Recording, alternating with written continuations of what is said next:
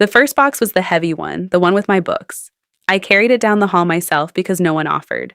Danielle stood in the doorway of my bedroom with a tape measure in her hand, already deciding where her sister's bed would go. My bed. The one Walter and I had slept in for 38 years under the big window that caught the morning light off the maple. She did not even look at me as I passed. She said, "The small room gets afternoon sun, Helen. You will love it back there. It is cozier for one person." Cozier. That was the word she used for taking my room and handing it to a woman I had met exactly twice. I set my box of books down on the narrow bed in the back room, and I did not say a thing. I want to tell you, I was calm because I was wise. The truth is, I was calm because I already knew something none of them did, and I was deciding right there on that hard little mattress exactly when to say it. 6 weeks later, I set a single folded sheet of paper on the dining room table, and the room got so quiet I could hear the clock in the hall. But I am getting ahead of myself. Let me start where it really starts, which is with a house and a name. My name is Helen Ashby. I am 72 years old. I live in a white, two-story colonial on Linden Street in Maple Falls, Ohio, with black shutters and a maple tree out front that my husband planted the spring our son was born. Walter and I bought that house in 1979. We did not inherit it, and we did not get help with it. We saved for the down payment for 6 years, in a coffee can at first, and then in a real account. And we signed the papers at a card table in a lawyer's office on Main Street, with our son Mark asleep in a stroller beside us. Walter passed 4 years ago. Pancreatic, fast, the kind that does not give you much time to get used to the idea. After the funeral, the house was very quiet and very large, and I rattled around in it like a single pea in a tin.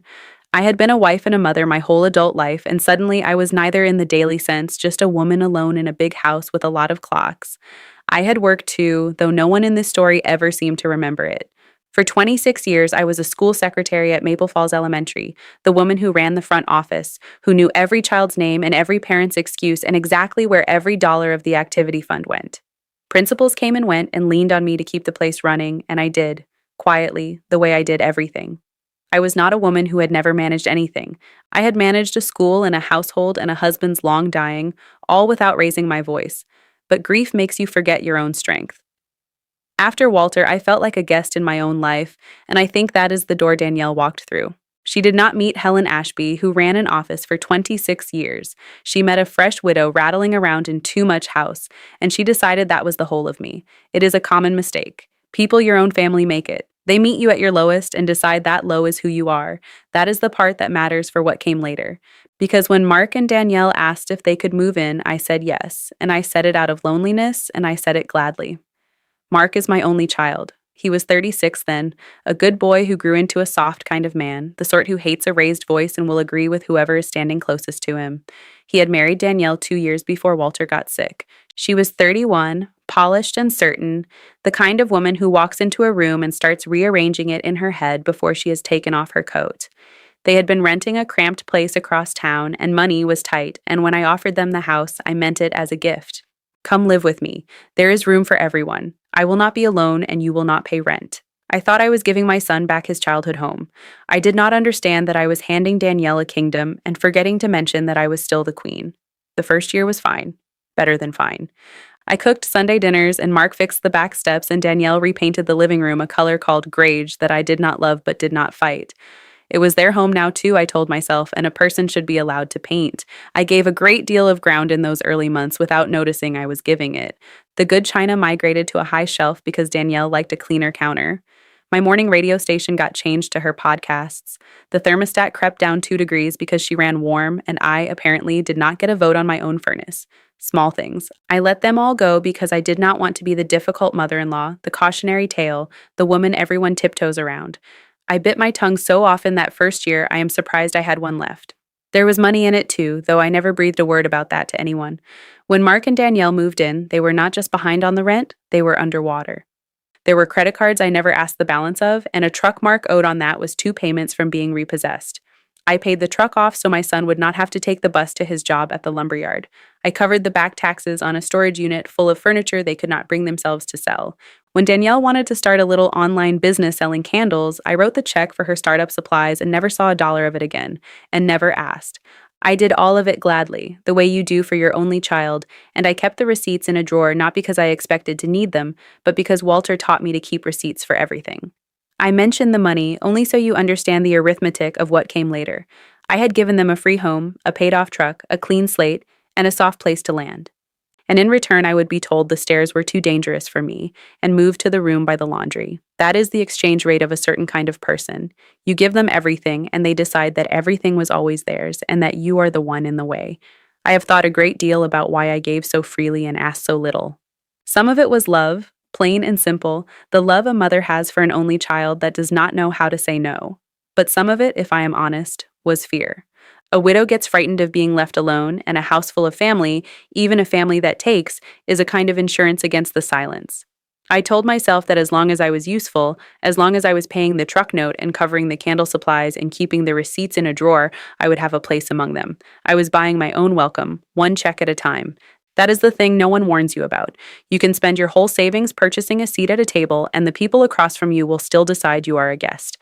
Money does not buy belonging. It only teaches the people you give it to that you can be counted on to give more. I learned that the hard way, in a small room, with a kettle in the corner so I would not be a bother in a kitchen I owned. Then Danielle's sister entered the picture, and the small things stopped being small. Megan was the younger sister, 28, going through a hard divorce 2 states away in Indiana. At first, it was just phone calls, Danielle pacing the kitchen at night with the phone to her ear, her voice low and urgent. Then it was a visit, then the visit did not end. Megan arrived in August with 3 suitcases and a little dog named Biscuit. And within a week, the word visit had quietly been replaced by the word family, as in, she is family, Helen, and family takes care of each other. I had no quarrel with helping a young woman in trouble. I have been a young woman in trouble. What I minded was that no one asked me. In my own house, the house with my name on the deed, decisions were being made in the next room and announced to me like weather. The announcement that broke it open came on a Tuesday in September. I remember because it was trash day and I was wheeling the can to the curb when Danielle came out in her robe and said, "Oh, good, you are up. We need to talk about the rooms." The rooms. She had it all worked out already, you could tell. Megan needed space to heal, Danielle said, and the back room was really too small for a grown woman starting over. And honestly, Helen, the big bedroom is so much room for one person. And the stairs, well, we worry about you on the stairs, do we not? We worry about you on the stairs. I had been climbing those stairs for 44 years. I had carried groceries and laundry baskets and a toddler and a Christmas tree up those stairs. But suddenly the stairs were a danger, and the danger conveniently required me to move to the one bedroom on the main floor. The small one, the one by the laundry, so that Megan could have the master suite with the big window and the morning light off the maple Walter planted. I looked at her for a long moment, and I said, "All right, just that, all right." Danielle blinked, like she had braced for a fight, and the rope went slack in her hands. I think my easy yes unsettled her more than an argument would have. Good. I have learned that the most powerful thing a calm woman can do is agree pleasantly while she counts. That weekend, they moved me. Mark carried the dresser, not quite meeting my eyes, mumbling that it was just temporary, Mom, just till Megan got on her feet. Just temporary. I have noticed that temporary is the favorite word of people taking something they do not intend to give back. They put my bed in the small room and Walter's old reading chair, too, the worn green one he sat in every evening with the paper. There was barely space for it. It ended up wedged in the corner under a high little window that looked out on the side yard and the neighbor's fence. I sat down in that chair the first night in my new room in the corner of my own house, and I will not pretend my eyes were dry. The room was narrow. The bed was a single, a guest bed, with a thin mattress that sagged in the middle. The window was high and small and looked at a fence. I could hear the washer churning through the wall, somebody's wet towels going around and around. Down the hall in my room, I could hear Megan laughing at something on her phone, in my bed, under my window. I sat in Walter's chair in the dark, and I let myself feel all of it, the whole insult of it, for exactly one night. I decided that was all the time I would give to feeling sorry. One night, then to work. But while I sat there, I did something Danielle would not have believed I had in me. I made a list, not an angry list, a careful one. And the first item on it was a phone number I had not called in 4 years. I want to tell you what was on that list, because it tells you how a frightened woman becomes a calm one. The list was not full of accusations, it was full of facts. Whose name was on the deed, where the folder was, who in town still owed Walter and me a kindness from years we never collected on, what I could prove, and what I could only feel. Walter taught me long ago that a feeling will keep you up at night, but a fact will hold up in daylight, and I needed daylight. I sat in his green chair in that narrow room and I separated the two, the way he would have, the feelings on one side and the facts on the other. The feelings filled a page, the facts filled 3 lines. But those 3 lines were stronger than all the feelings put together, because they could be carried into a lawyer's office and laid on a desk and trusted. That is what I did, instead of crying a second night. I turned a heartbreak into a list, and a list into a plan, and a plan, eventually, into a single sheet of paper on a Sunday table. Now I have to tell you about the folder, because the folder is the whole spine of this story. When Walter and I bought the house, he set up what he called the house file, a fat blue accordion folder with a flap that tied shut with a little string. Walter was a methodical man. He had been a parts manager at the Ford dealership for 30 years, and he kept records the way other men keep grudges, completely and forever. Into that blue folder went everything: the original deed, the mortgage papers, and then the satisfaction of mortgage when we paid it off in 2004. Every property tax bill and every receipt for paying it, the homeowner's insurance, the survey, the permits for the back deck. When Walter got sick, one of the last clear-headed things he did was sit me down at the kitchen table with that folder and walk me through all of it. He held up the deed and he said, "Helen, look here.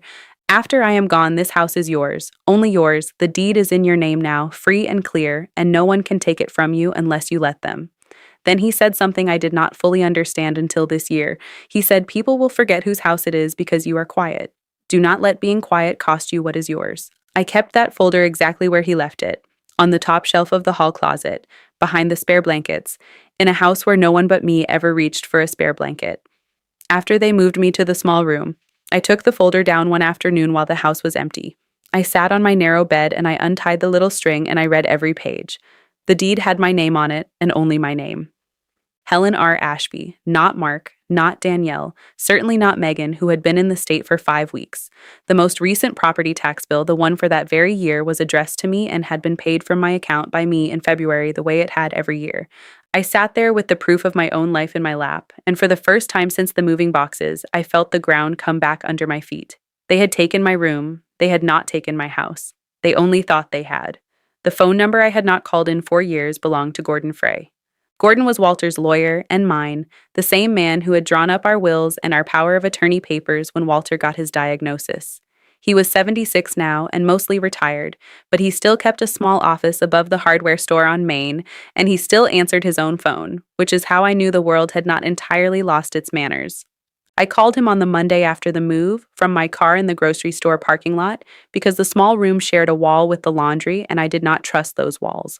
I told him everything: the folder, the rooms, the sister, the stairs they suddenly worried about. Gordon was quiet for a moment, the way careful men get quiet, and then he said, "Helen, let me ask you something plainly. Whose name is on that deed?" "Mine," I said. "Only mine?" He said, "Then you do not have a problem, you have a decision." Those words sat me up straight in the driver's seat. You do not have a problem, you have a decision. He explained it to me slowly, the way Walter used to. The house was mine alone. Mark and Danielle and Megan were not tenants in any legal sense. They paid no rent and had no lease, which made them what the law calls licensees, people allowed to be somewhere at the owner's pleasure. And the owner's pleasure, Gordon said, can be withdrawn. I could ask any of them to leave, and with the proper notice, the law would stand behind me, not behind the woman with the tape measure. I asked him what proper notice looked like in Ohio, and he told me, and he said he would prepare the paperwork himself whenever I gave the word. Then he said one more thing. He said, "Do not show your hand until you are ready to play it, Helen. Information is only leverage while the other side does not know you have it." I drove home from that parking lot a different woman than the one who had driven out. On the outside, nothing changed. I went back to being quiet, agreeable Helen in the small room. I made coffee in the morning and stayed out of Danielle's way and complimented Megan on how she had decorated the master, my master, with her gray pillows and her string lights and a little neon sign over my husband's window that said in pink cursive, "Good vibes only. Good vibes only." Over the window where Walter used to stand in his undershirt and watch the sun come up. I smiled and said it was very cheerful, and I went back to the small room and added a line to my list. Living in that back room, I learned what it is to be a boarder in your own home. There was a list that appeared on the refrigerator in Danielle's round handwriting of house guidelines, as she called them. quiet hours after 9 because Megan was a light sleeper, a schedule for the laundry with my name penciled into the Tuesday morning slot like a chore I was being assigned in a house I owned. The kitchen was to be left spotless by 8 each night, which meant I could no longer make my chamomile at 10 the way I had for 40 years without feeling like I was breaking a rule. I started keeping a little electric kettle in the small room just to avoid the looks, an electric kettle, in the corner of a room in my own house so I would not be a bother. When I think back, that kettle tells the whole story better than anything. They did not throw me out. They simply made me smaller and smaller until I was supposed to fit inside one room and be grateful for the outlet. Thanksgiving that year was the loneliest meal I have ever sat through, and I have eaten alone. Danielle hosted in my dining room on my mother's china, and she seated her own mother at the head of the table where Walter used to carve. She put me down at the far end by the kitchen door, the seat you give the person who is expected to get up and fetch things. She made a toast to new beginnings and full houses and never once said my name. Megan's boyfriend asked, innocent as anything, so Helen, is this your house or theirs? And the table laughed, and Danielle said, oh, it is all of ours now, is it not, Helen? And patted my hand. I said the turkey was lovely. I cut my pie and I ate it, and I thought about a blue folder on a closet shelf, and I will tell you that pie went down a great deal easier than they would have liked. Here is the part I am not proud of and will tell you anyway because I promised myself I would tell this straight. For about 2 weeks, I let it get worse on purpose. I wanted to see the whole shape of the thing before I moved. I wanted to know exactly who I was dealing with so that whatever I did, I would never have to wonder later if I had overreacted. So I watched, and they showed me everything. Within a month, Megan was not a guest healing from a divorce. She was a resident remodeling a home. She talked about painting the master a different color, a deeper gray, and Danielle said, go for it. My color, the warm cream Walter and I had chosen, was suddenly the old lady color that had to go. Biscuit the dog chewed a leg of the dining table Walter built, and no one apologized. They laughed. The two sisters started calling the house ours in front of me. Casual as anything. Our kitchen, our backyard, we should really redo the cabinets in here. One evening I came into the living room, and the three of them, Mark included, went a little quiet the way people do when they have been talking about you. Then Danielle smiled and said, Helen, we were just thinking, you spend so much time in your room anyway. What if we turned the rest of the house into more of a shared family space? Take down some of Walter's old shelves, modernize. Walter's old shelves. He built those shelves the winter Mark had pneumonia to keep his hands busy while we were scared. I said that sounded like a big project, and I was sure we would talk about it. I let them keep thinking there was a we. Then came the evening with the papers, and that was the one that turned my stomach to ice. It was a Thursday, after dinner, and Danielle had a folder of her own, a slim one, very organized, with little tab dividers. She and Mark sat me down at the kitchen table with a cup of decaf and that gentle, rehearsed tone people use right before they ask for something they have already decided you will give. She said they had been doing some thinking about the future and about protecting me. That word again, protecting. She said that at my age, it would be smart to get my affairs in order, and that there were these documents that would make everything simpler if anything ever happened to me. She slid a paper across the table. I did not have my reading glasses, which I think she counted on, so I took my time finding them in my cardigan and settling them on my nose while the kitchen got very quiet. At the top of the page were 2 words I knew from the blue folder, quitclaim deed. I knew exactly what a quitclaim deed was because Walter had explained every kind of deed to me at that same table years before. It is the paper you sign when you want to give your interest in a property to someone else. This one would have transferred the house, my house, into the names of Mark and Danielle, with a line for my signature at the bottom and a little sticky tab pointing helpfully at the spot. Just to simplify things, Danielle said, smiling, so it would not all get tangled up in probate someday, so you would not have to worry about any of it anymore, Helen. I looked at that line waiting for my name, and I understood that the room had only been the opening move. The room was the insult. This was the robbery. I did a thing then that I am rather proud of. I did not get angry, and I did not say no. I took off my glasses and rubbed my eyes and let my voice go a little tired and confused, the very picture of the sweet, muddled old mother they had decided I was. I said it was a lot to take in, and that papers like this always made my head swim, and that I would want to read it properly when I was fresh. I said I would think about it. Danielle said, of course, no pressure, and left the quitclaim deed on the table by my placemat like a bill I was expected to pay. That night, I took that unsigned paper into the small room, and I slid it into the blue folder, right next to the real deed with my name on it. Evidence. She had handed me, in her own neat folder, proof of exactly what she was after. The mistake people make with a quiet woman is thinking that quiet means she cannot read. I read very well. I have always read very well. The night it tipped all the way from sad to clear was the night I overheard Danielle on the back porch. The window of the small room was cracked because the laundry made it stuffy, and her voice carried right in. She was on the phone with someone, her mother, I think, and she was laughing. She said, "No, it is fine. She is no trouble. She just kind of pads around in her little room." She said, "Honestly, between us, once we get her name off a couple of things, this is basically our house. Mark will inherit it all anyway. We are just speeding up the timeline. Speeding up the timeline, get her name off a couple of things." I sat very still in Walter's green chair in the dark, and I felt something old and steady settle in my chest. Not rage, resolve. She had said the quiet part out loud, and the wall between us had carried it straight to the one person who actually held the deed. The next morning, I called Gordon and I said one word: ready. We did it carefully and we did it right, because the whole point was that no one could ever say poor Helen lost her temper and threw her family into the street. Gordon prepared the documents over the following 10 days, a formal notice to vacate for Megan, who had no claim of any kind with the full legal notice period Ohio requires, and for Mark and Danielle a separate letter, gentler in tone but just as clear, laying out that the house belonged solely to me, that they lived there at my invitation, and that the invitation now came with conditions. While Gordon worked, I did my own quiet preparing. I went to the bank where I have kept a safe deposit box for 30 years.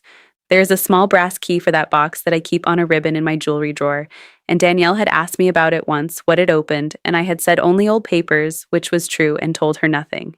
In that box was the original deed, the true blue ink copy, along with Walter's death certificate and the satisfaction of mortgage. I took the deed out and I made 3 crisp copies, and I put the original back behind the steel door where no tape measure would ever reach it. The young teller asked if I needed anything else. I said, "No, dear. I have everything I need." And I did.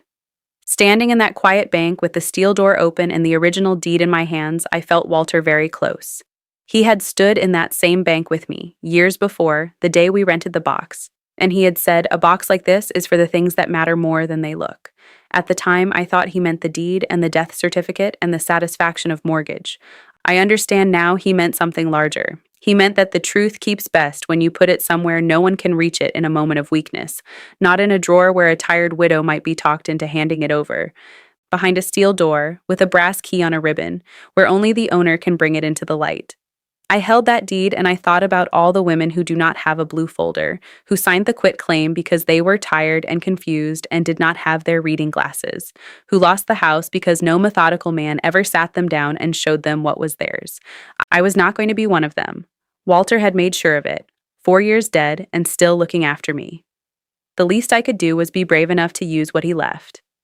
I drove home the long way that afternoon, past the lumberyard where Mark works, past the lawyer's office on Main where Walter and I signed for the house in 1979, past the cemetery where he is buried under a flat gray stone with room beside it for me. I talked to him a little out loud in the car, the way you do when you have been married 38 years, and death is just a wall you speak through now. I told him I had found the folder. I told him I had remembered what he said about being quiet. I told him I was not going to let it cost me the house. I think he would have liked the plan. He always did like a thing done properly, with the paperwork in order and no shouting. Then I waited for the right table. The right table came sooner than I planned, because Danielle handed it to me. She announced a dinner. A real one, the next Sunday, to celebrate Megan being officially moved in, and, in Danielle's words, to talk as a family about some exciting changes for the house. She invited her mother and Megan's new boyfriend, and even a neighbor or two. She was setting a stage to make her takeover feel like a done thing, witnessed and blessed, so that I would have to swallow it in front of company. She thought a room full of people would make me smaller. She had it exactly backward. I spent that week being especially agreeable. I offered to make my pot roast. I ironed the good tablecloth, the one from my own wedding, and I set the table myself with the china that had been exiled to the high shelf. Danielle was delighted. She thought I had finally accepted my place. What I was really doing was making sure that when the moment came, it came at a beautiful table, set with my own hands, with my own family's dishes, in my own house. If a woman is going to take back her life, she may as well do it on a pressed tablecloth. Sunday came. The pot roast was good, if I say so myself. The table was full, 9 of us, the candles lit, Biscuit shut in the laundry where he could do no more damage to Walter's furniture. Mark sat across from me, looking vaguely uneasy the way he always did at Danielle's productions. And about the time the plates were being cleared, Danielle stood up and tapped her glass with a fork. She made a little speech. She thanked everyone for coming. and she talked about how this house was becoming a real family home again, full of life, and how change was hard but good, and how she and Megan had so many wonderful plans. She actually said, and Helen has been such a good sport about all of it. A good sport.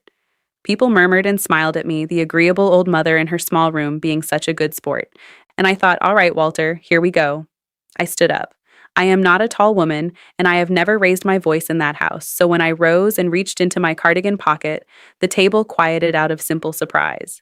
I unfolded a single sheet of paper and laid it flat on the tablecloth in front of me, smoothing it once with my hand.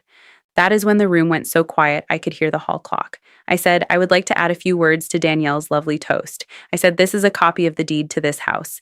I said, the house at 412 Linden Street is owned in full and free of any mortgage by one person, and that person is me, Helen Ashby, not my son, not my daughter-in-law, and certainly not a guest of 5 weeks who is currently sleeping in my bedroom.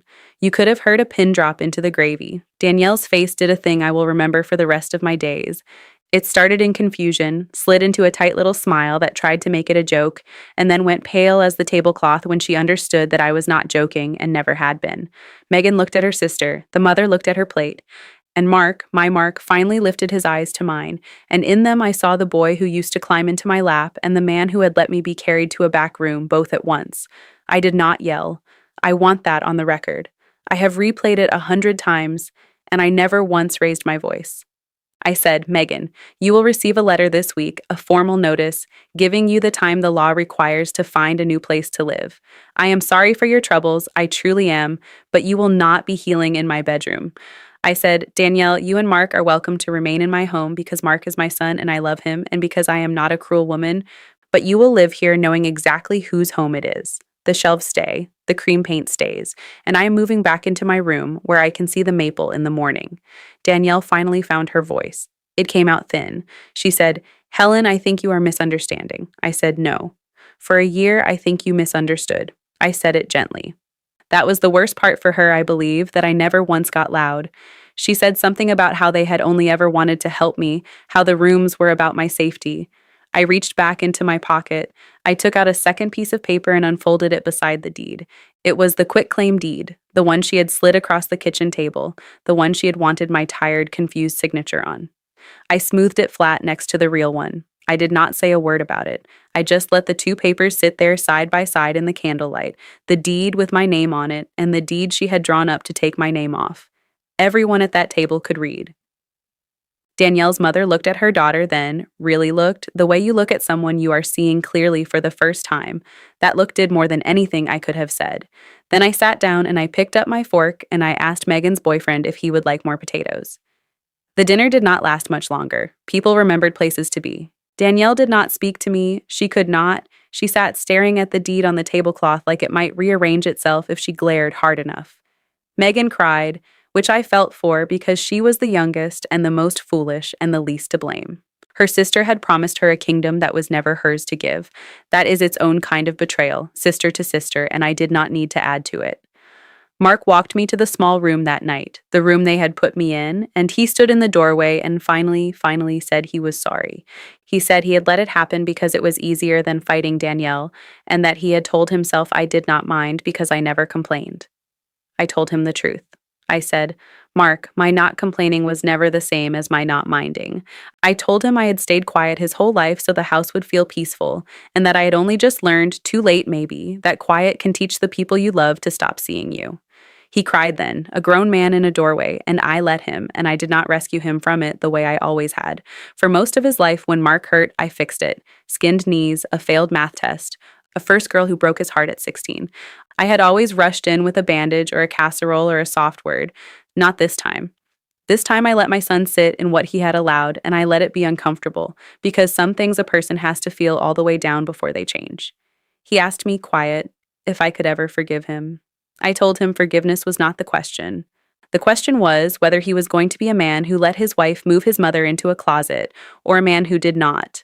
I told him I already knew he loved me. That had never been in doubt. What had been missing was not love. It was spine. And spine, unlike love, is a thing you can decide to grow at any age, even a soft, kind man pushing 40. I watched him take that in. And to his credit, over the months that followed, he did grow some. Not all at once and not perfectly, but enough. I should tell you about Lois because I could not have done any of it without her, even though all she really did was believe me. Lois Bauer has lived next door on Linden Street since 1985, a widow like me, sharp as a tack at 74, with a kitchen window that looks straight into mine. All through that long autumn, when the small room felt like a cell and I was not sure I had the nerve to do what I was planning, I would walk the few steps across the side yard and sit at Lois's table and say it all out loud. She never once told me I was overreacting. She never once told me to keep the peace. She would pour the coffee and listen and then say, in her flat, dry way, "Helen, it is your house. You keep forgetting that." And she was the only one besides Gordon who kept reminding me it was true. On the morning of the dinner, she squeezed my hand at her back door and said, "Go on now, set your table," and I went. A woman needs one person on her side of the fence who will not flinch. Lois was mine. There was one evening that fall I will not forget. I had nearly talked myself out of the whole thing. I had sat in the small room with the blue folder in my lap and thought, maybe Gordon is wrong, maybe a family is not a thing you serve papers on, maybe I should just make my peace with the back room and be grateful I have a roof at all. I carried that thought across the side yard to Lois's kitchen, like a sick feeling I needed to set down. I told her maybe I was being selfish. Maybe Megan really did need the room more than I did. Lois put down her coffee cup harder than she needed to. She said, "Helen Ashby, that woman hung a sign in pink letters over Walter's window, and you are sitting in my kitchen wondering if you are the selfish one. She said you raised a son, you buried a husband, you paid for that house twice over, once with money and once with 44 years of your life. She said, do not you dare let them talk you out of your own front door." I went home that night and I did not waver again. That is what one steady neighbor is worth. More than a lawyer, almost. Gordon gave me the paperwork. Lois gave me the nerve to use it. The notice came on a Tuesday the way Gordon promised. It was not dramatic. It was a plain envelope, certified mail, with a clinical letter inside on a lawyer's letterhead. It used calm words: owner, licensee, required to vacate, no anger anywhere on the page, which is exactly why it could not be argued with. Megan held it at the kitchen table and read it twice. Then she looked at Danielle, and for the first time I saw a crack between the two sisters. She said, "You told me this was handled." She said, "You told me she did not care." Danielle had no answer, because there was none. Megan moved out 3 weeks later, within the notice period, to an apartment across town that she could actually afford. Biscuit went with her, which the dining table appreciated. She sent me a short note afterward, and I will give her credit. It was an honest one. She wrote that she had let her sister tell her a story about a sad, lonely old woman who would not miss one bedroom, and that meeting me had taught her the story was a lie, and that she was sorry she had slept one single night under my husband's window. I kept that note. It is the only thing in the blue folder that is not about money. Danielle and I never became friends. I will not sell you a fairy tale where the villain learns and we bake pies together. But something did change. And it changed because the truth was finally sitting in the middle of the table where everyone could see it. She stopped calling the house ours. She started asking before she changed things, and mostly she stopped changing things. The good vibes only sign came down off the window, quietly, no one mentioned it, and the cream walls stayed cream. We became two women sharing a house we both finally understood belonged to one of us. It was not warm, but it was honest. And honest turned out to be something I could live with. A few months after all of it, Mark and Danielle found a place of their own to rent, a nice little ranch on the other side of Maple Falls. They told me over dinner, nervous about it, like they expected me to be hurt. I was not hurt, I was proud. A son who stands on his own 2 feet and pays his own rent is a son who can look his mother in the eye, and I would rather have that than a full house and a quiet ghost in the back room. They moved out in the spring, and the house got large and quiet again, the way it had been after Walter, but it was a different quiet this time. It was not the quiet of a woman waiting to be told where to sleep. It was the quiet of a woman in her own home, with the deed in the blue folder and her name on every page.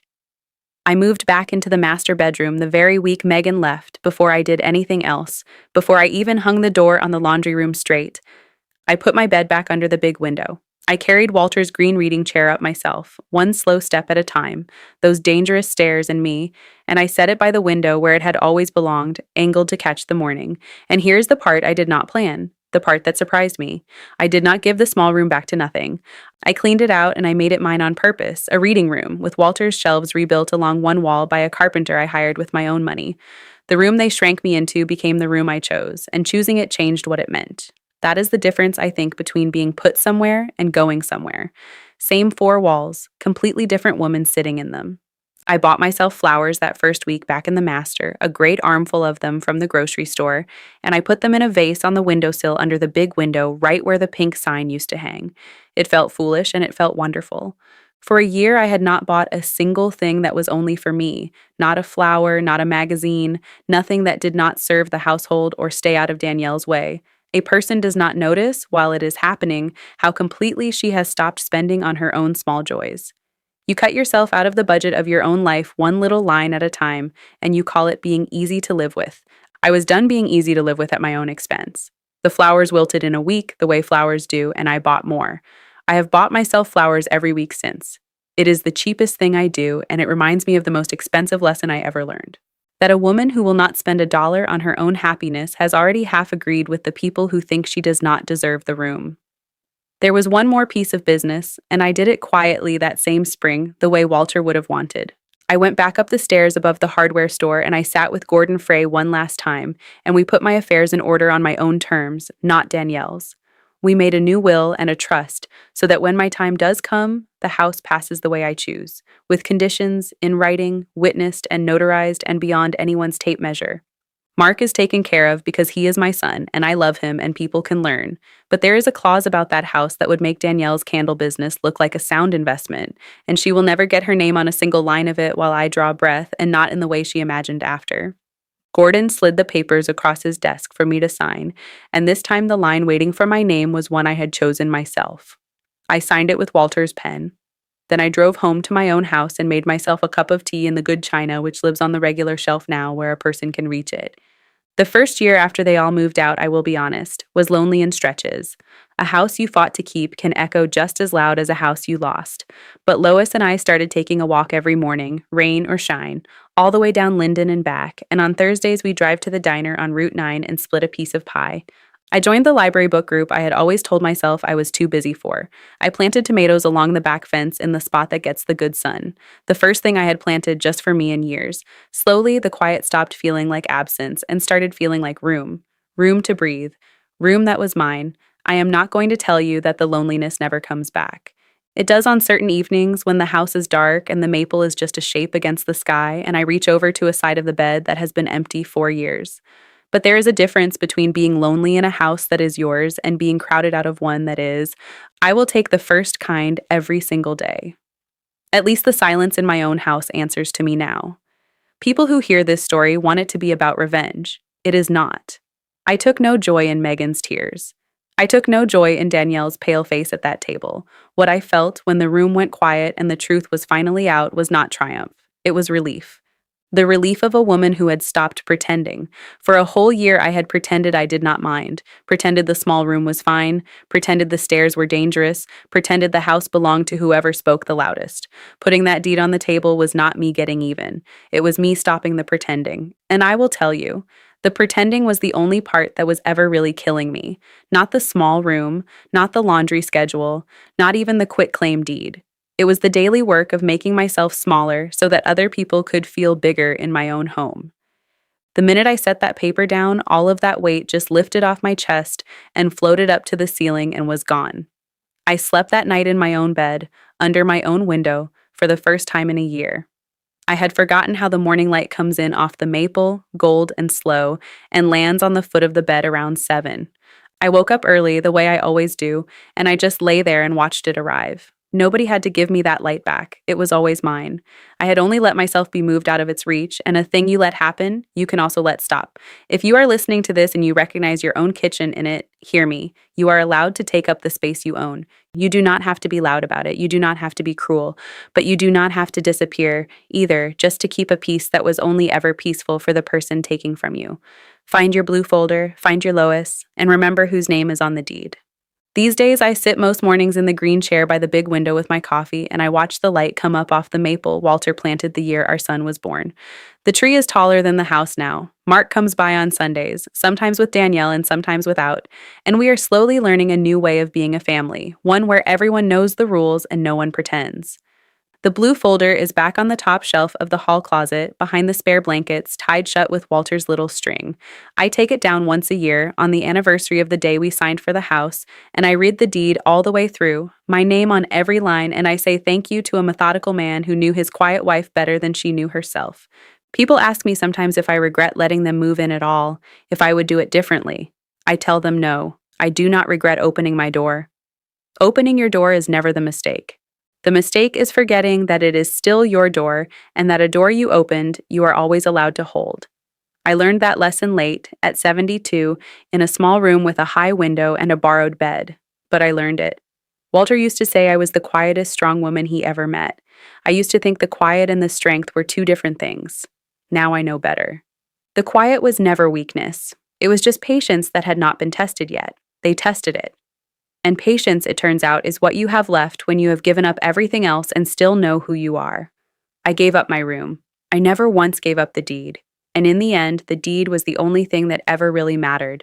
And no one will ever have to tell me again whose name is on the deed. I already know. I have always known. The only thing that changed is that now, finally, so does everyone else.